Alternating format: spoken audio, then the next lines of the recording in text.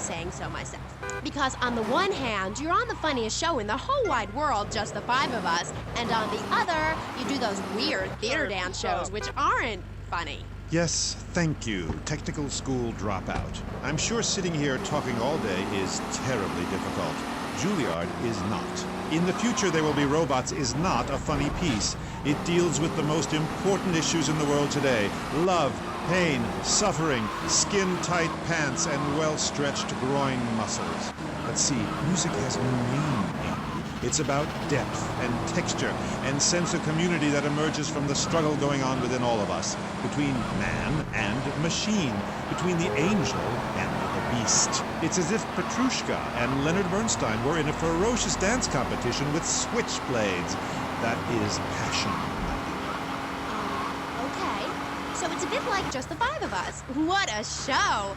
I love Jimmy. He's so cute, even though he looks so young. I'd rather not talk about my complications working with him. I'm a performer.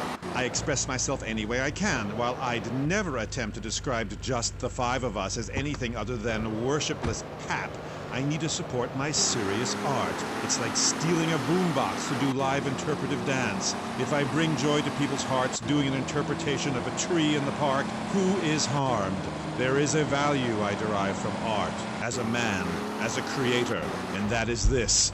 Never overestimate the dreadfulness of the mass market, the degrading excess of the culture, or the horrors that we all have within it. Great, yeah. Me too. But as Mr. Chesterfield, you're so funny. What is it you say? Not in my house. That gets me every time, especially after the drunken tramp you adopted has wet himself. Oh, say it for me, please. As they say in France, matrice. Please.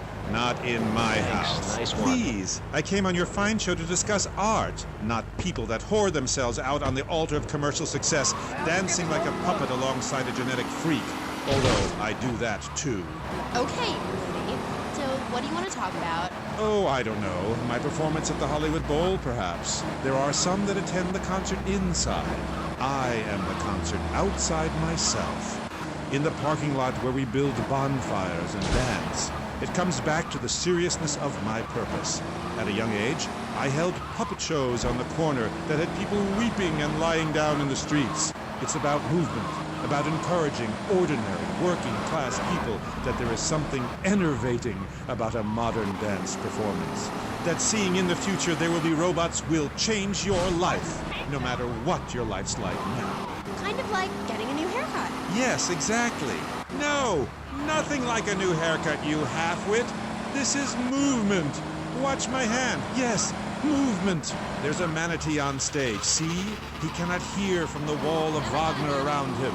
We have lasers that shoot him down, cut him free his soul from the bondage of the past. And then on stage, we have snow that falls and represents love in all its forms. The robot makes a snow angel, and we begin to cry. Close curtain. Okay. Cabby, Well, over here. I love just the five of us. Please, please, please, enough! 5 succeeds while robots starve. Attendance has been poor. If I were opening this with the Orquestra Filarmonica de Jalapa in Mexico, there would be riots in the streets with small children giving me flowers and weeping. Here in Vice City, they wouldn't know art unless it came as a tube of beef jerky. They told me, Claude, it can't be done. Vice City is for sun worshippers and Philistines, and I told them no. I told them if I'm directing a work of commercial dross down there, I must save my soul with some serious art. But to be honest, Amy, they were right. I feel ahead of my time. The best artists are ignored. I mean, surely any right-minded person would rather spend an evening watching me express the meaning of space as I move delicately across the stage in the dance of desire and denigration than flopping around in a disco or a nightclub or sucking the electric teat of television. I know I would. God! I mean, what is wrong with you people? God, my hair. What? My hair is all wrong. It clashes with my dress. Zeus! Cicero! Shakespeare! Flaubert! Someone! Please save me from this hellhole! My dear, you are so ignorant. I'm trying to save you, to save everyone. You don't see the art around you. Are you in search of Auld Lang Synes, singing Madama Butterfly on a windowsill, or relegating yourself to a cricket in Huckleberry Finn? I'm a movement that conquers love, while you complain about your dress. Know you not how important my mission be? Right. Cool. Okay, Mr. Chesterfield, I mean, Mr. Magonaut, you gotta hang in there. You're on K-Chat, and I'll be right back. At the law firm of DeLeo and Furax, we understand that sometimes life throws you a curveball. We help our blue-chip clients get their lives back after circumstances have conspired against them. Just listen. It was an unfortunate accident, what happened to my wife on that precarious cliff. DeLeo and Furax can't bring my wife back, but they made sure I didn't end up in the slammer. I was unfortunate enough to be found with 15 kilos in my spare tire. I was so mad at the auto repair shop that sold me that tire. Thanks to Delio and Furax, the district attorney saw it that way too. I accidentally torched a Quickie Mart when my medication ran out. Delio and Furax helped me and the community by ensuring a healthy settlement from the pharmaceutical companies. At DeLeo and Furax, we understand the judicial system and will ensure the truth is heard, no matter how improbable. We're not cheap, but what price can you put on truth? Call DeLeo and Furax today at 866-974-2333. That's 866-9-SHADY. DeLeo and Furax. Accidents happen, and we'll prove it. The store leading the fight against communism is having a blowout sale! Ammunition has a wide array of peacemakers. Come by Ammunition on Militia Mondays, exercise your Second Amendment rights, and get 10% off all armor-piercing bullets. We're the only gun store that lets you try it before you buy it. Need anti-tank missiles? We've got them. Flamethrowers? Oh, yeah. No credit? No problem. No money down. 90 days, same as cash. Shoot now, pay later. During the 10-minute waiting period, fire off a few rounds of the Ammunition gun range, featuring faces of famous Tommy Pinkos. Come by Ammunition and register to win an anti-aircraft gun. Actually, used when we whooped Australia's ass. This weekend is the Ammunition Film Festival with 3 screenings of the documentary Red Dawn. Ammunition, protecting your rights. You're back on K-Chat with me, Amy, and my special guest. Let's go to the phones. Mr. Magonaut, Bruce from Prawn Island. Big fan of the show, Mr. Maginot, big fan. Dude, I don't know about the robot thing. It's weird. Quickly, is he really 42? Does he shop in the kids' aisle? Does he get on roller coaster rides? I mean, what's the deal? Does he pay half price for the movie? No comment. Next caller. Oh my God, trauma! I meant that's my line. I'm supposed to say that. Oh God, this guy is such a dick. Next caller. Who's on the line? I mean, who's on the line? Oh, what number is it? Who's on the line? Hello, Claude. This is Morgan. I'm just vacationing down here, having finished my doctoral thesis into images of young boys in post-lapsarian Greece and the erotic understatement of the fugue in contemporary Baroque. Fascinating stuff. Do you have a question?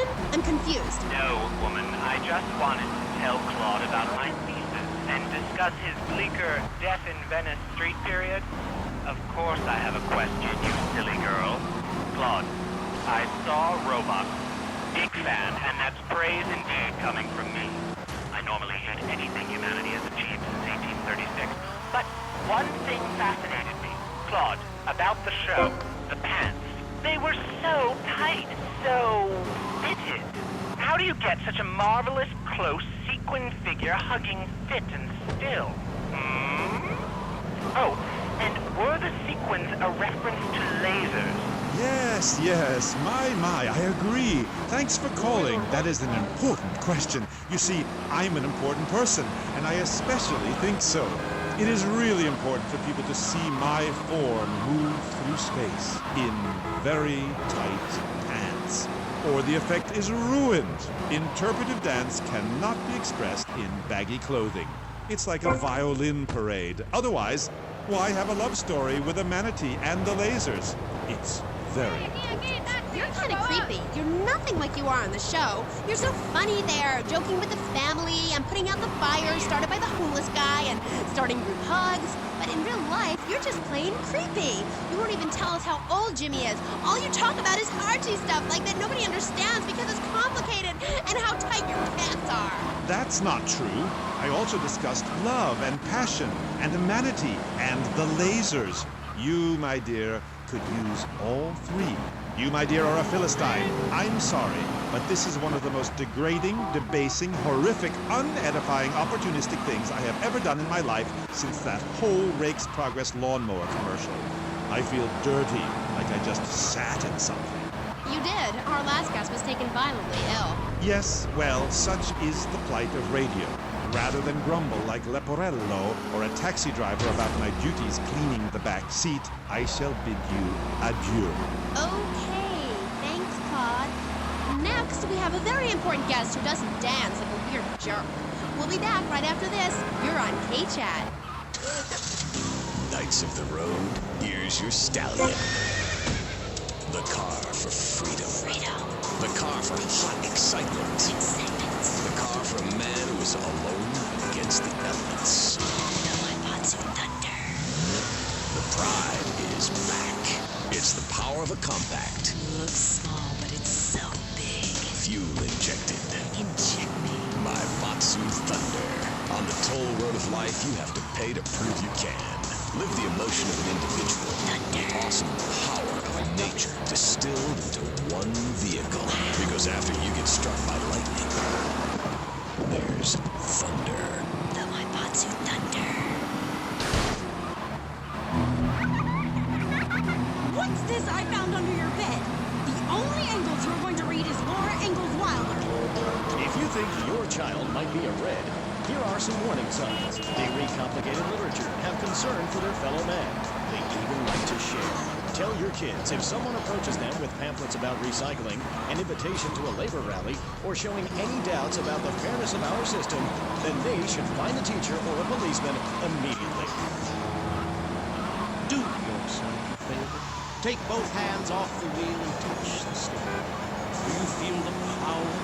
Ah, yes, friend, there's a lot of evil in the world, but there is also good. And I have been sent to shine a light on all degenerates, philanderers, liberals, and other evildoers, and expose them for what they really are. Don't waste your money on unnecessary and corrupting material possessions. Give it to me. There's only one thing that will save you. A highly fortified structure in the shape of the most powerful thing on the planet. Me. Degenerates will ruin this great city. In my wonderful book, I tell of the impending disaster about to befall this planet. Nuclear holocaust, plagues of flying rodents, the seas rising up and turning yellow. It is come. It is written by me, but you can save yourself. Contribute to the Pastor Richard Salvation Statue Fund. Pick up your telephone. Call now. 1-866-9-SAVE-ME. Hi, and welcome back. If you're just joining us, you're listening to K-Chat, Vice City's only commercial talk station, the place where the stars shine in conversation with you and me. I'm Amy Scheckenhausen. My next guest is a rising star in the world of Norse mythology. He's appeared in several best-selling infomercials and travels the globe speaking at corporate training camps. His books and audio cassettes are sold around the world. He is Valhalla's finest deity and motivational speaker, Thor. Hi. Hello, Amy. I'm happy to be here. It's been a long journey. Yeah. Now, I don't know much about you. I mean, I read Beowulf. Well, I didn't, but I read the cover. But, like, you're a Viking, right? Did the tunic and goatskin boots give you a clue, maybe? I am a Viking, and a Viking that will not only help you unleash the Furies, but unleash yourself. It's in my Thor's Norse Power program. Okay. I'm a little confused. Well, I'm a lot confused. I was taught in school that Vikings were bloodthirsty and violent. An elder once told me, you must unlearn what you have learned. Of course, then he died of the green plague. There are some Vikings that are a bloodthirsty lot, yes, but no more than anyone else, really. We're a nomadic people, Amy. We have cold fire in our souls. Ye have that fire too, Amy. You've just lost it since you've gotten television. Now, that being said, I'll answer your question. We are mostly non-violent, though many of the Vikings traveled to Scotland.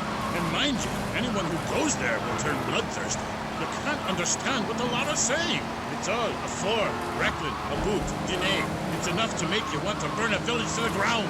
That's why, in my cassette series, I talk about the importance of communication. You see, Amy, men and women live in different worlds. We use different words. A group of men talk about what they've killed, how to start a fire, who has the best long boat. Women want to talk about keeping the communal lawn tidy and their feelings. When I'm raiding a village, I don't need to be talking about feelings. It's time for action. Great! So is that all there is to being a Viking? Pillaging? No, lass, no. Pillaging and battle are important, but we admire poetry as well. As long as it's poems about whacking someone with a double-handed battle axe. What's holding you back, Amy? In Chapter 3 of my book, I talk about listening to the bloodthirsty water spirit. It's really quite important if you want to enter Valhalla. I think I went there last night. Oh, no, that was Malibu. But it's the same sort of thing. Valhalla was that goth club, wasn't it? So, 1983. But right, what does being a Viking have to do with anything? This is the 20th century. We have electricity, penicillin, jet planes, implants. Well, I don't, but I want some, but I heard the operation is really gross. You live like it's 982 AD or something. Mind ye tongue, wench, lest I cut it out. Deep down, all of you listening to me say, Thor, yes, I'd like to unleash the Viking within. Maybe you go camping once a year or hunting and wonder why it feels so natural. That's because it is. Too much of this denying your instincts. Men shaving. You know, deep down in the pit of your soul, you wish you could crouch in the grass with flies biting your face. Afraid to move for fear of alerting the beasts. Covering yourself with yak urine to thwart your spell. Then, a beast draws close. You pounce, bringing your battle axe on its skull. Man and animal at that moment, one and the same in a terrible beauty. Then you drag the carcass back to camp and celebrate by eating its heart. Some people, they only do this once in a lifetime. I do this every day, and so can you. All it takes is some positive thinking. Just attend my Unleash the Norse Within weekend. When you are finished, you will say, I am a god. Nobody can stop me. I crush my enemies and dance on their funeral pyres. This is very helpful for living in suburbia, Amy, and I should know. I really don't understand how. Oh, it's very helpful. Maybe a neighbor is tossing his leaf clippings on your lawn, or looking at your woman, or harboring desires regarding your longboat. You enslave his children, set his house on fire, he shall not bother you again. It must be nice to have you as a neighbor, not. I live in no place longer than needed to fulfill my goals. Taking slaves, valuables, and food. Goal setting is very important, Amy, not just in football. You're very weird and creeping me out a bit, but whatever. No weirder than anything else. So, what do you think of Vice City? Ah, I like it very much. Your women here are prepared for battle. They are large, not like those scrawny things to the north. A woman who eats well provides for her man. You cannot set sail for robbing and pillaging on an empty stomach. It's like the story of the parson's wife and the troll. I don't think I've ever heard of that one. Great Carl Erson, ye mainlanders have no historical perspective. Read the runes. It's all right there. Talk to a grandparent. But no, he cast people out like rubbish. Wisdom is not to be treated so lightly. When my father grew old, I sat with him day and night, absorbing his wisdom, learning about the demons and where the wickedness resides in men's hearts. Then as his time grew near, I built a large pyre, burnt him and his wife while communing with Odin's spirit. Careful, Musty Pines is a sponsor of the show. Oh, Grody, what are you doing? I'm just adjusting myself, she-devil. Wearing these animal hides does get a bit itchy. Okay. You never answered my question. What do you think of Vice City? Your land and people have a lot in common with mine. You see, we too fled our homes through lack of food, overpopulation, and the bitter cold. And, mind ye, starting out to raid passing ships is fine, but we needed a new land to have our way with. Granted, we roll and sail to an area, land in force, and burn down a local monastery or village, whereas you come in, destroy all the creatures, and sell plastic versions of them. You did a fine job pillaging these lands, but we should have done something about Canada. Wait a minute there, Buster. My mother's half Canadian. Oh, what are you going to do, wench? Sweep the ice furiously at me? Ha! Socialized medicine? Nah, you did it all wrong. You should have continued to the north and finished things off. I talk about this in me motivational learning tapes.